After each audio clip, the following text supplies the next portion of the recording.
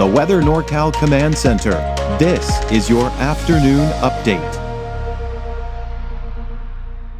Kent's Meats and Grocery is much more than a grocery store. We carry a full line of quality meats, local and organic vegetables, and a large variety of fish, Green Mountain Smart Control pellet grills, and a full deli case of sandwiches and side dishes. Well, yesterday my son was asking how much snow we can expect out of the ski park, and I was telling him about maybe 6 to 8 inches out at the base of the ski park. There it is. There's a look at the ski park right now. And of course, this was taken just a little bit before I started recording this, but this is just the beginning, folks. And, we're going to take a look at what the ski park is expected to see. 6 to 8 inches, probably more than that. This is coming from the base cam. That's based at about 5,500 feet. So, not time to dust off your skis or snowboards just yet, but boy, I tell you what, this is a sign of things to come. There you can see out at Snowman Summit at 4,500 feet, we are seeing some snow on the highway there. There's a look at Dunsmuir, I-5 near Mount Shasta. Looks like it's just wet roadways at this point, and most likely will be the case here as we go throughout the day today. Let's take a look at some other cameras out there, and let's see if we can get that going here. You can see, of course, Shingletown at 3,500 feet. But there's Lassen Park out the entrance there, the north entrance, just under 6,000 feet there. Of course, no surprise that we are seeing snow there. By the way, if you live in an area where you're getting snow, or you're just seeing storm damage or a storm in general, whether it's the heavy rainfall, maybe a little bit of flooding, some wind damage, or of course the snow, share them through the free Weather NorCal app. You can, of course, do that very easily. You got to make sure you have the app for that. By the way, I want to remind you to, of course, also include the location of where that photo is taken, the elevation if we're talking about snow, and how much snow did you see? Kind of gives you a good idea there. Now, you can look for your images and your photos on Coffee with Kruger at 7 o'clock in the morning tomorrow, and then the 6 o'clock update tomorrow morning. That's at 6 a.m. So 6 a.m., 7 a.m., you might be able to see your photos right there on the show. All right, take a look at the storm impacts. Heavy rain, thunderstorms, this is something we talked about. Could even see some scattered thunderstorms this afternoon and even tomorrow. Ponding on the roads, flooding is a possibility, possible mudslides and debris flows. Now, this isn't for everybody, right? Not everyone's going to see ponding on the roads and flooding, but some of you will. And some of you may see the mudslides, debris flows, and in particular, areas that are, of course, the burn-scarred areas, like the park fire, right? Gusty winds, could see gusts upwards of 40, 50, even 60 miles per hour. And with those gusty winds, you can see the potential for some power outages. Again, not everyone. There may be a chance we don't see any power outages. But with winds this strong, and the potential for winds that strong, we can't rule out that potential for power outages. And there are eventually going to be chain requirements here. Maybe on some of the mountain passes as low as 4,000 feet, but you're going to have to go above 4,000 feet before you start seeing those chain requirements most likely. But snow levels as low as 3,500 feet, we may eventually even see a rain-snow mix for elevations around 3,500 feet, which would include Mount Shasta City. Now, here's the rain we've seen so far, just a little before noon today. Again, not a ton of rain just yet, but that will be picking up here through the afternoon. Where's most of that rain been? Well, that's because that's where the rain has been this morning. About 1.5 inches for, say, Trinidad northward. And less than that as you head out towards Eureka, southward. Redway, about 5,600, 7 inches of rainfall. And really have yet to see much of that rain and snow making its way into the eastern mountains. But again, that'll change this afternoon. That all being said, there is a flood advisory right here for Wednesday through today at about 2:15 p.m. And partially is because we do have those high waves as well. But we just need to be on the lookout for that towards the McKinleyville area, Arcata, and Eureka. All right, let's go and take a look at your neighborhood forecast at a glance for today. Showers, possible thunderstorms, rain will be heavy at times, gusty winds, snow levels between 3,500 and 5,000 feet, just depending on your location.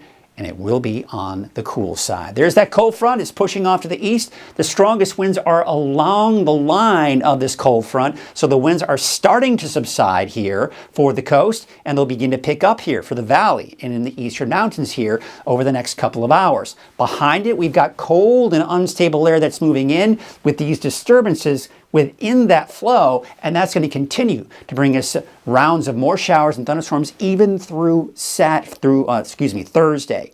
So here you can see today, the darker shade of green, better chances for severe thunderstorms.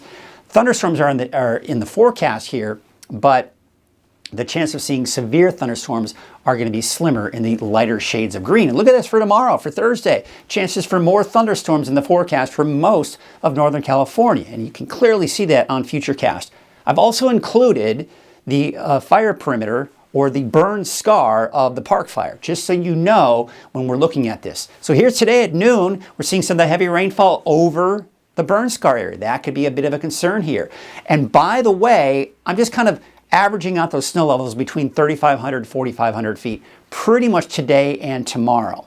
And then you can see as we go into 3 p.m., scattered showers, thunderstorms. We're also seeing some more snow off to the east, but you see how it's not as widespread, just isolated. And really, honestly, once we start to see that happen, that's going to be the case as we go into tonight. It's going to be the case as we go through the day tomorrow as well. Snow flurries in the mountains, scattered snow flurries, scattered showers and thunderstorms for the coast, inland, mountains, and the valley here. There's Thursday morning, 5 a.m.